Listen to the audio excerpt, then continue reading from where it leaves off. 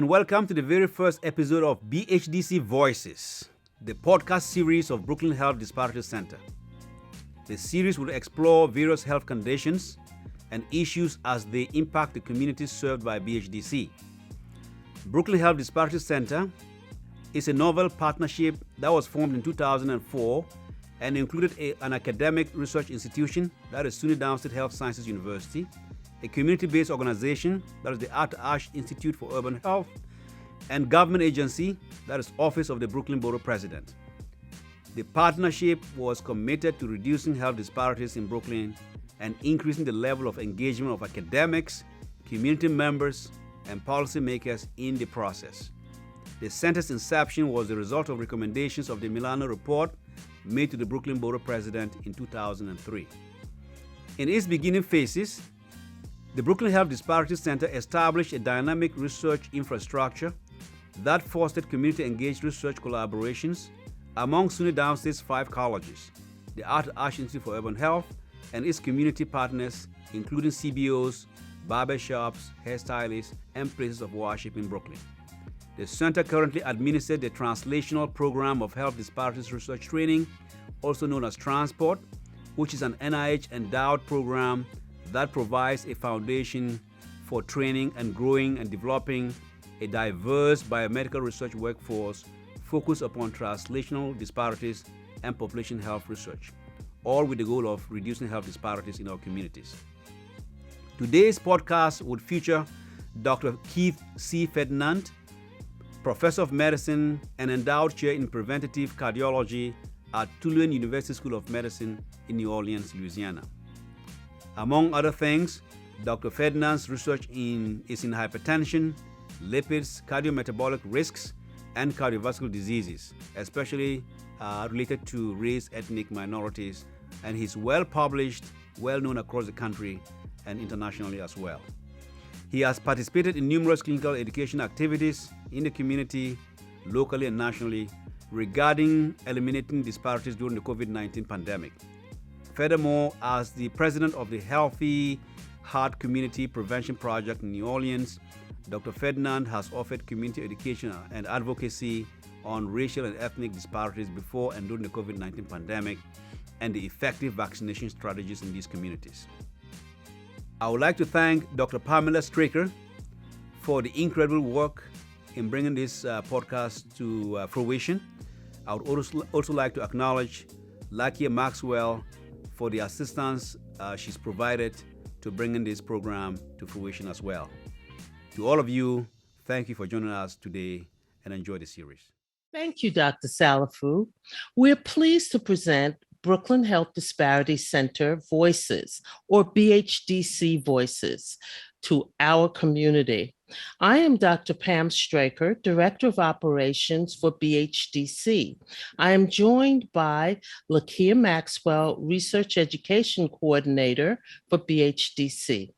As Dr. Salafu indicated, today we're pleased to have Dr. Keith C. Ferdinand, Professor of Medicine and Endowed Chair in Preventive Cardiology from Tulane University School of Medicine. Today, for episode 1, we will discuss heart disease and how it impacts our community. Welcome, Dr. Ferdinand. Thank you for being with us today. My pleasure, and thank you for the opportunity. Thank you, Dr. Ferdinand. Based on the priorities put forth by the CDC, Center for Disease Control and Prevention, and based upon a survey of our community population, today we decided to focus on cardiovascular disease. We recognize that heart disease is related to other comorbidities. Please talk about that so that we can get an idea of how heart disease and other diseases are experienced by our community. So if you look across the United States, and actually in most developing societies also, cardiovascular disease, that's heart disease and stroke, is the number 1 cause of death. But if you delve deeper into these data, you'll see 2 things. Number 1, there are real disparities with higher degrees of heart disease and stroke in certain communities, including Black patients in the United States, patients with low socioeconomic status and less access to care, And the other thing, which is quite unfortunate, is underneath this increased risk for heart disease and stroke, there are more risk factors, more hypertension, diabetes, obesity, especially in Black females, chronic kidney disease, and inflammation. So all of these underlying factors with the increase in heart disease and stroke means that we really have some problems that must be addressed. Thank you. With respect to heart disease, would you explain the impact of a person's genetics versus their environment? Well, we know that genetics plays some part in heart disease. In fact, there's something called familial hypercholesterolemia, hyper meaning high, cholesterol meaning fat in the blood. And that tends to run in families and is genetic based. Even hypertension tends to run in families, mother and father, who the risk of their offspring having hypertension. The same is true with diabetes. Nevertheless, if you take these risk factors aside, the main reason that people have an increase in heart disease and stroke are the social determinants of health, where they live, work, play, and pray. So those factors, diet, access to care, health-seeking behavior, the ability to afford medications, adherence to medications, lifestyle modifications, all of those various factors probably pay up to 80% of what we see for heart disease and stroke versus what we as physicians, nurse practitioners, or pharmacists do for our patients. Thank you. You mentioned the social determinants of health, and we look at that a lot when we're looking at our populations and our community. So would you be able to please identify some emerging research and strategies that will help us address racial and ethnic cardiovascular disparities within our communities? We know that you have major medical centers like Downstate in Brooklyn, Cook County, LA County, and within reach of those major medical centers, you still have higher outcomes for heart disease and stroke. What's the problem? Many times the patients don't have a primary source of care, someone who's managing their care, looking at these risk factors, helping them to control their blood pressure, their blood sugar, stop smoking, more physical activity. They then use the emergency department as their primary means of seeking care. Well, the problem with that is when you go to the emergency room, short of breath, swollen, you've already had heart failure, severe chest pain, tightness in your chest. You've already had a heart attack, or you can't breathe, or you can't see, or you can't move a part of your body. You've already had a stroke. We need to try to prevent these diseases by controlling risk factors and having an identifiable source of primary care, the application of appropriate medications and lifestyle, and referral to specialists when needed, versus using the emergency department as the primary means of treating diseases. How does poor blood pressure control relate to cardiovascular disease? You know, if you look in the United States and again across the globe, hypertension is probably the most prevalent and potent risk factor for cardiovascular disease, that's heart disease and stroke. And this is especially true in Black populations, not only here in the United States, but also in the United Kingdom, in the Caribbean, and even in sub-Saharan Africa. Now, why is that? Well, there are many reasons a person can have elevated blood pressure. We've looked at the genetics. It may play some part, but the main reason for elevated blood pressure are dietary, that's increased sodium or salt, processed food, canned food, takeout foods, less potassium, that's found in fresh fruits and vegetables, less physical activity, increased obesity, and then one factor, which is very difficult to control, psychosocial stress, having your body bathed in an environment where you never get appropriate rest. There are even sleep studies that have shown that many patients never get an adequate sleep, so their blood pressure is elevated even during the nocturnal periods, nocturnal meaning nighttime periods. And then they have an early morning surge where the blood pressure increases rapidly when they wake up in the morning after a restless night. So this hodgepodge of factors, I'm from New Orleans, we call it a gumbo, a mixture of different things, all leads to hypertension. And usually there's not one gene or set of genes that explains why a person has high blood pressure. Please summarize some practical steps that would help improve blood pressure control in our populations. How can we improve adherence and outcomes? There are several steps we can take. First of all, I believe in shared decision making. It's a term of art. It means that the patient is not a passive recipient of healthcare. You should know what your blood pressure is. We used to say hypertension was 140 over 90 millimeters of mercury. We changed it now such that the new definition is 130 over 80. Why is that? There is a direct linear response to an elevated blood pressure and the risk for heart attack, strokes, chronic kidney disease, heart failure. The higher the blood pressure, the greater the risk. If you wait until your blood pressure is 140 over 90 before you intervene, you've already had double the risk for heart attack or stroke versus a person with a normal blood pressure of 120 over 80. Why is shared decision-making so important? It's not enough to go to a provider, whether it be a doctor, nurse practitioner, or pharmacist, have your blood pressure checked, and someone tell you it's okay. You need to know the numbers in millimeters of mercury. And if your blood pressure is consistently greater than 130 over 80 by the newer guidelines, you have hypertension. Thank you. So it has been reported that blood pressure for our population surged during the pandemic. Is this the result of COVID, the disease? That's an interesting question. I practiced during the pandemic here in New Orleans, and much of my care was done over the internet. It was probably not the best way because I couldn't feel and touch my patients. Nevertheless, we know that patients did not have the same number of visits, did not see their providers, often ran out of their medicines and did not get refills, and perhaps had a decrease in physical activity with the fear of going outside, an increase in salt and sodium as they ate more canned foods and processed foods, and the inability to deal with the stress of the pandemic. You know, there were certain hotspots in the United States. Many people know about New York, a major port on the East Coast.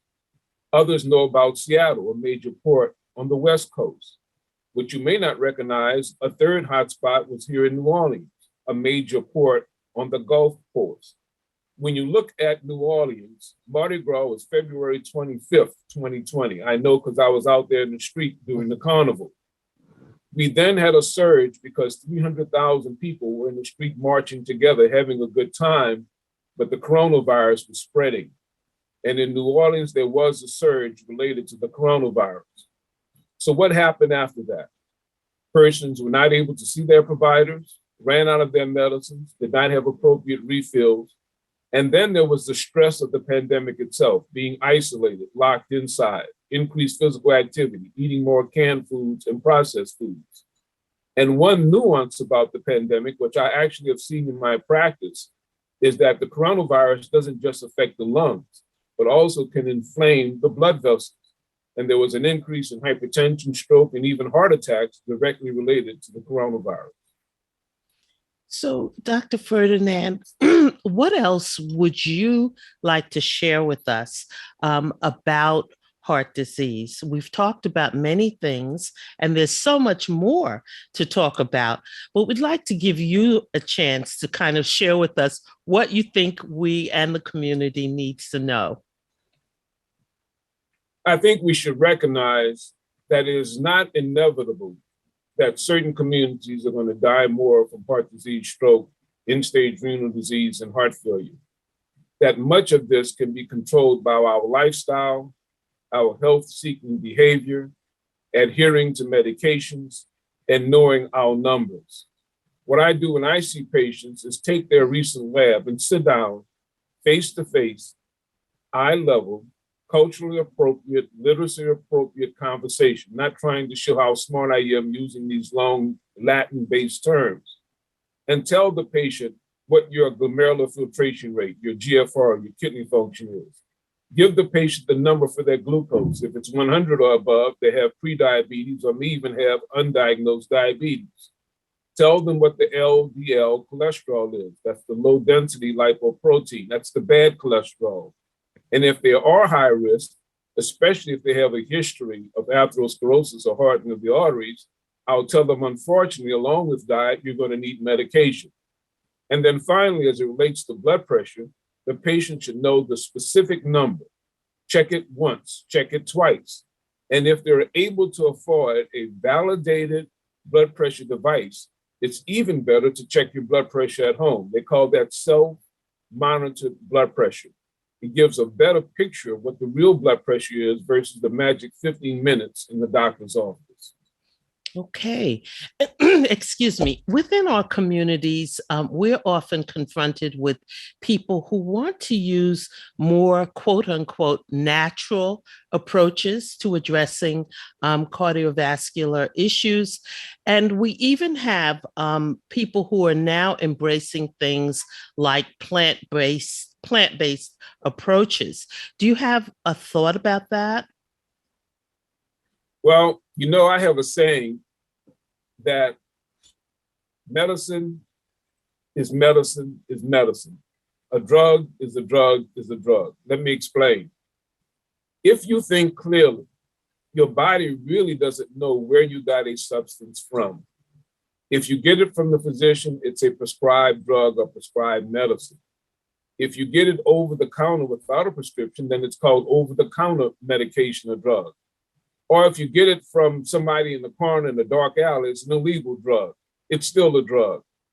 We should recognize that there may be benefit with certain over-the-counter preparations and herbal preparations, but also we need to make sure that we're using proven techniques. I've done the clinical studies. We've had the placebo-controlled trials. Placebo means something that doesn't have any effect. And in the blood pressure studies that were done decades ago, those persons who were on placebo and not taking active medication to control their blood pressure, after 2 years, half of them had heart attacks, strokes, or died. What I tell my patients, I don't want you to be in the placebo group. Okay. And do you have any special discussions with those persons who feel they experience side effects from prescribed medication that they would like to avoid? I'm here at Tulane University. It's a school of medicine in New Orleans, but I previously taught clinical pharmacology at Xavier, an historical Black university. And what I would tell my pharmacy students is when you give a medication, there's always the potential for side effects. Here's the good news. The idea that blood pressure medicines are inherently bad and going to mess with your nature and cause sexual dysfunction and drowsiness probably is a holdover when we had the older medicines like methyl-dopa and clonidine, because indeed they did have those side effects. We now have 125 different medications for hypertension.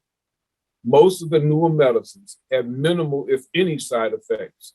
And what I suggest is if you start a medicine and you're convinced that it's not right for you, a good physician, nurse practitioner, or pharmacist can recommend an alternative medicine. Here's the take-home story.